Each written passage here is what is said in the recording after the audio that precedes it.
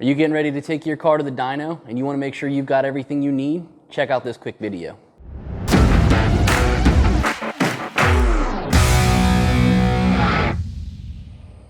All right, so you're getting ready to go and get on the dyno. And so I want to make this video to kind of help you with understanding what kind of things you might need to do before you get there, and making sure that you're prepared and that everything's going to go smoothly and you're going to have a good time.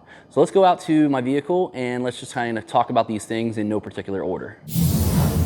So we've got my vehicle over here, and I'm just going to kind of guide you through things that I look for whenever I'm operating the dyno, and things that you really should be concerned with, and making sure that everything's up to speed. So one of the first things, and this list is in no particular order, but one of the first things I'm going to look at is how are the tires. Okay, so I'm going to walk over there, I'm going to check the tire wear, I'm going to check the tread, I'm going to check the pressure, I'm going to check the lug nuts, and what I'm really looking for is no bald tires, no cord showing, no radials or slicks that are not okay on a dyno. Most of them say that they're not rated for the dyno. That's because they can stretch and they can grow, and they're just not really meant for the dyno. Plus, you chew through them really fast. The knurls on a dyno are going to eat them up. So you probably don't want to be on your good drag radials. If it's a street type radial, some of them are okay. So check with your manufacturer, make sure you're on the right path there. But we want to make sure things are safe. So, you can hit 150, 180, 200 miles an hour on some dynos, depending on the gear and all that kind of stuff. So we want to make sure the tires are good, and most of the time, a good performance street tire is what we're looking for. The next thing I'm going to do really is probably pop that hood. I'm going to check your oil. I'm going to make sure that it's the right level and that it doesn't look like it's never been changed.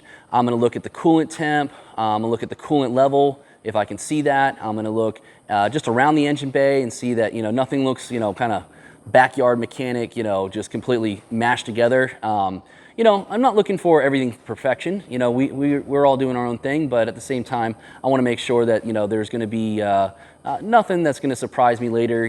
No leaks or anything like that. The next thing I'm going to look at is I'm going to ask some questions, like, for example, what fuel do you have? Guys, don't show up with a quarter tank of fuel, okay? Make sure you've got an adequate amount of fuel. It's the right octane for whatever the tune's for, whether it be 93 or E85 or race gas. Make sure you maybe even have a little extra on hand, or make sure you've got enough in the tank, okay?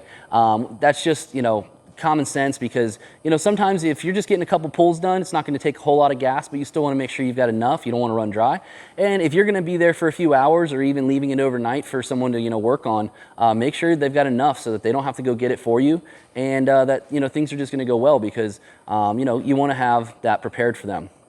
Now, next thing would be making sure you've got the hardware that you need. For example, some people are going to have their own tuning devices. You might have, like an SET device or an MPVI 2 or 3 or something, and maybe that person that's tuning your vehicle, or maybe it's you, needs that to be able to continue on with it. So make sure you bring all that stuff with you. Don't get there and say, oh man, I forgot this, or I forgot my wideband, or I forgot whatever it is. So make sure all of that is good.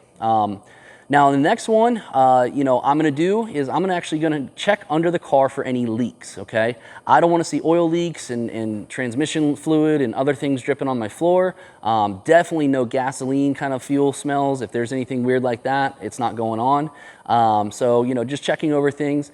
And speaking of leaks, exhaust leaks are kind of a big deal too. Now, this can be two different things. If your exhaust leak is just after the O2 sensor, especially further down the stream, I'm not too worried about it. But if there's an exhaust leak before the O2 sensors, that's a no-go. That's going to skew everything I'm doing when it comes to tuning.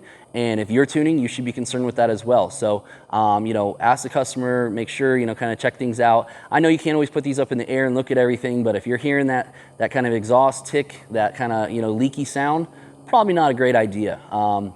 So, basically what we're doing is we're checking over safety, things like, the tires, the fluids, the fuel, the tuning, the base file needs to be installed, or whatever's in there to make it safe so you can get started, and making sure we've got everything that we need for success. And once you do that, you're going to be able to show up, you're going to have a good time, you're going to make all the power, and you're going to have a lot of fun.